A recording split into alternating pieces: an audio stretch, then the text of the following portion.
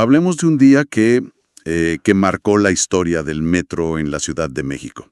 1975. El metro era relativamente nuevo, ¿no? Apenas unos 6 años operando. Y la gente lo veía como, bueno, como el epítome de la modernidad casi infalible.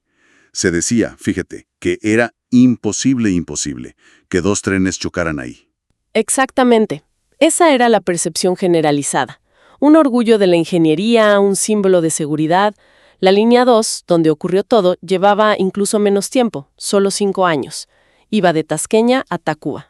Pero toda esa confianza, toda esa idea de infalibilidad, pues se hizo añicos. Fue un lunes, 20 de octubre de 1975, poco antes de las 10 de la mañana. Sí, cerca de las 9:40. La hora todavía con bastante movimiento, aunque no la hora pico. Y sucedió en la estación Viaducto, en esa línea 2. Y aquí hay un punto clave que mencionabas antes, que creo que es fundamental para entender lo que pasó. Ajá. No existía el pilotaje automático en ese entonces. Nada. Cero.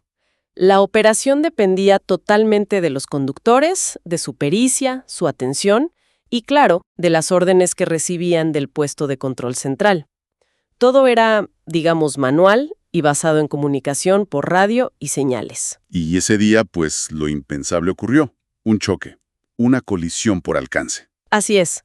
2 trenes de ese modelo clásico, el MP68, los naranjas que todos recordamos, el tren número 10 chocó por detrás al tren número 8. Que estaba detenido en la estación Viaducto, ¿verdad? Esperando en el andén. Correcto.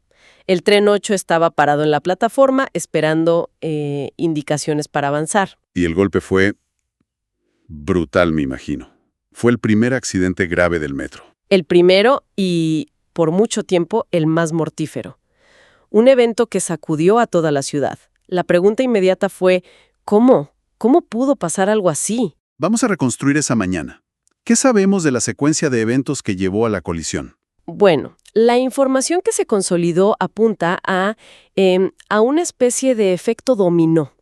Parece que todo empezó un poco antes con otro tren, el número 6. El 6. ¿Qué pasó con ese? Aparentemente este tren 6 venía presentando fallas, problemas técnicos que lo hacían ir más lento, generando retrasos en toda la línea, hacia el sur. Ah, claro. Un tren lento genera un cuello de botella. Exacto. Y eso obligó a que el tren que venía detrás, el número 8, conducido por Alfonso Sánchez Martínez, tuviera que detenerse en la estación Viaducto. Estaba ahí, parado, esperando luz verde o instrucciones por radio. Entiendo. El tren 8 entonces estaba donde debía estar, pero detenido por circunstancias ajenas. Precisamente. Estaba cumpliendo, digamos, el protocolo. Esperar la orden para seguir. Y mientras tanto, ¿qué pasaba con el tren 10? El que venía detrás y que terminó impactando. Pues el tren número 10, que era conducido por Carlos Fernández Sánchez, un operador muy joven. ¿Qué edad tenía? Tenía solo 21 años. Muy joven, sí. Él salió de la estación anterior, Chabacano. ¿Salió de Chabacano? Sin saber que el tren 8 estaba detenido justo adelante en Viaducto. Eso es lo que parece indicar la investigación oficial, que él avanzó desde Chabacano aparentemente sin la información crucial de que la vía no estaba libre más adelante, o sin seguir las indicaciones para detenerse. Imagínate la escena. Salir de la estación, tomar velocidad y de repente... El impacto. Se calcula que el tren 10 iba a unos 70 kilómetros por hora en el momento de la colisión. Una velocidad considerable dentro de un túnel y acercándose a una estación. 70 kilómetros por hora. ¿El choque debió ser devastador? Lo fue. Los coches motores, o sea, los primeros vagones de cada tren, quedaron prácticamente destruidos y irreconocibles. La estructura misma de la estación Viaducto también sufrió daños importantes. Y lo más terrible, claro, fue el costo humano. Las cifras son escalofriantes. Sí, lamentablemente. Las cifras oficiales que se manejaron fueron de 31 personas fallecidas. ¿31 vidas perdidas? Y además unos 70 heridos de diversa gravedad. Hay que pensar que aunque no era la hora de máxima afluencia, en cada tren viajaban, se estima, entre 130 y 140 personas. Mucha gente afectada. Es difícil siquiera imaginar el caos, el pánico dentro de esos vagones y en la estación. Sin duda. Los equipos de rescate trabajaron por horas en condiciones muy complicadas para sacar a los heridos y recuperar los cuerpos. Fue una jornada negra para la ciudad. Después del shock inicial, vino la investigación. Había que encontrar respuestas, saber qué falló. Claro, la presión era enorme, y el foco se puso casi de inmediato en el conductor del tren 10, Carlos Fernández Sánchez, porque él sobrevivió al impacto. El conductor sobrevivió. Y aquí es donde las cosas se complican, ¿no? Porque empezaron a surgir versiones distintas. Exactamente. Por un lado, estaba la versión del puesto de control central. Ellos afirmaron rotundamente que le habían dado la orden a Fernández Sánchez de detenerse antes de salir de Chabacano, que le indicaron por radio que no avanzara porque el tren 8 estaba parado en viaducto. ¿Y había testigos de esa orden? Según las declaraciones de la época, sí. El propio conductor del tren 8, Alfonso Sánchez Martínez, declaró que él escuchó por la frecuencia de radio la orden que le daban al tren 10 para que se detuviera. O sea, desde el control dicen detente. Y el conductor del tren de adelante dice, yo escuché que le dijeron detente. Eso parece bastante claro. Parecería. Pero aquí viene la contraparte. Carlos Fernández Sánchez, el conductor del tren 10, negó siempre haber escuchado esa orden. La negó por completo. Sí, él mantuvo que nunca recibió esa instrucción por radio. Y añadió otro elemento a su defensa. Dijo que cuando vio el tren 8 detenido en viaducto, intentó frenar, pero que los frenos del tren 10 no respondieron. Alegó una falla mecánica. Falla de frenos. Eso cambia bastante el panorama. De ser una desobediencia a una posible falla técnica. Claro, porque implicaría un problema en el equipo, no solo un error humano. Sin embargo, el peritaje oficial, el informe técnico sobre las causas del accidente, llegó a una conclusión distinta. Y muy rápido, además. ¿Cuánto tardó el peritaje? Sorprendentemente rápido para la magnitud del evento. Se concluyó en solo 5 días. 5 días. Eso sí que es rápido. ¿Y qué determinó? El veredicto oficial fue tajante. Negligencia grave por parte de Carlos Fernández Sánchez. Negligencia. ¿Descartaron la falla de frenos entonces? Totalmente. El informe concluyó que los frenos del tren 10 estaban en buen estado. La culpa, según este peritaje, recaía enteramente en el conductor. ¿Y en qué basaron esa conclusión de negligencia? ¿Qué se supone que hizo mal, según el informe? Se le acusó de 2 cosas principales. Primero, y muy grave, de haber desactivado intencionalmente el sistema de paro automático. ¿El sistema de paro automático? ¿Qué es eso exactamente? Era un mecanismo de seguridad básico que tenían los trenes. Si el conductor pasaba una señal en rojo o ignoraba ciertas indicaciones, este sistema debía, teóricamente, detener el tren de forma automática para prevenir accidentes. Ah, una especie de freno de emergencia automático. Algo así, un seguro. Y la acusación era que él lo había desconectado, lo había puenteado, como se dice a veces, para poder avanzar sin esas restricciones. Vaya. ¿Y la segunda acusación? Que no respetó las señales en la vía ni las indicaciones que sí le habrían llegado, aunque él negara haberlas oído. Básicamente, se le consideró el único responsable de la tragedia. El único procesado, de hecho, ¿no? El único. Toda la responsabilidad penal recayó sobre él. ¿Y qué consecuencias tuvo esto para Carlos Fernández Sánchez? Me refiero legalmente. Bueno, fue destituido inmediatamente de su puesto en el metro, por supuesto, y luego enfrentó un proceso penal. Fue condenado a prisión. ¿Se sabe a cuántos años? Las informaciones varían un poco según la fuente, pero se habla de una condena de entre 10 y 14 años de cárcel. Una condena considerable. Sí, por la muerte de 31 personas y las lesiones de otras 70. Sin embargo, parece que no cumplió la totalidad de la pena en prisión. Salió antes, alrededor de 1986, por buena conducta. Así que, al final, la historia oficial se cerró con un único culpable.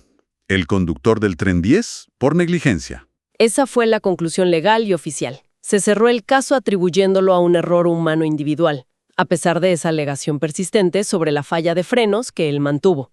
Es interesante cómo a veces en estos grandes desastres, la explicación se simplifica en un solo punto, ¿no? El error humano. Aunque a veces la realidad sea más compleja. Efectivamente. Y como suele pasar en tragedias así, donde la explicación oficial deja cabos sueltos o no convence a todo el mundo, pues empezaron a circular otras versiones, teorías alternativas. ¿Teorías como cuáles? Bueno, principalmente se habló, aunque siempre en el terreno de la especulación y sin pruebas contundentes, de un posible sabotaje. ¿Sabotaje? ¿Con qué intención? La idea que circuló, más como un rumor o una teoría conspirativa, era que quizás el accidente no fue casual, que pudo haber sido provocado deliberadamente. Provocado para causar víctimas. Eso suena muy siniestro. No necesariamente para causar víctimas, según esta teoría. La hipótesis era que el objetivo real podría haber sido forzar al gobierno, que en ese entonces encabezaba Luis Echeverría, a invertir en una mejora tecnológica clave: la instalación del pilotaje automático. O sea, un accidente controlado para presionar por una modernización. Algo así, como un mensaje muy drástico para obligar a implementar esa tecnología que, se suponía, haría el sistema más seguro. Quizás se pensó que el impacto sería menor, o que los sistemas de seguridad existentes detendrían los trenes a tiempo, pero falló. Pero esto nunca se comprobó, ¿verdad? Jamás. Quedó en el nivel de especulación, de rumor. No hay evidencia sólida que respalde la teoría del sabotaje. La versión oficial siempre fue la negligencia del conductor. Entendido. Pero independientemente de si hubo sabotaje o no, lo que sí es un hecho, y aquí creo que está el legado más importante y tangible de este accidente, es que sí provocó un cambio técnico fundamental. Absolutamente. Este es quizá el punto más crucial en términos de consecuencias a largo plazo.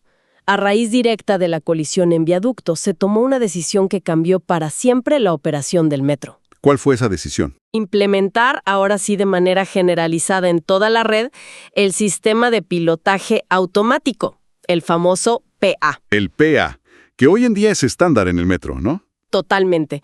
Este sistema es el que controla de forma automática la aceleración, la velocidad y el frenado de los trenes entre estaciones, asegurando que se mantenga una distancia segura y que se respeten las señales. El conductor supervisa, pero la máquina lleva gran parte del control fino. O sea, se añadió una capa de seguridad tecnológica que no existía en 1975 y que precisamente buscaba evitar el tipo de error humano o la desobediencia de señales que se atribuyó al accidente de viaducto. Exactamente. Fue una modernización carísima y compleja, pero considerada indispensable después de la tragedia. Nació directamente de las lecciones aprendidas, de la manera más dura posible en viaducto. Entonces, ese accidente terrible, además del inmenso dolor por las vidas perdidas, tuvo el efecto de destruir por completo esa imagen inicial de un metro perfecto, infalible.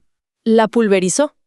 Demostró que ningún sistema, por moderno que sea, es inmune a fallos catastróficos, ya sean técnicos, humanos o una combinación de ambos. La promesa de seguridad absoluta se reveló como un mito. Y obligó a una revisión profunda de los protocolos, de la tecnología. Sin duda, el impacto fue enorme, no solo en la operación diaria, sino también en la percepción pública. Generó miedo, desconfianza, preguntas. Obligó a las autoridades del metro y del gobierno a replantearse muchas cosas sobre cómo gestionar un sistema de transporte masivo tan complejo. Creo que este evento, más allá de buscar culpables, nos deja pensando en esa relación tan delicada entre la tecnología, los procedimientos que se diseñan y, pues, el factor humano, ¿no? La falibilidad que todos tenemos.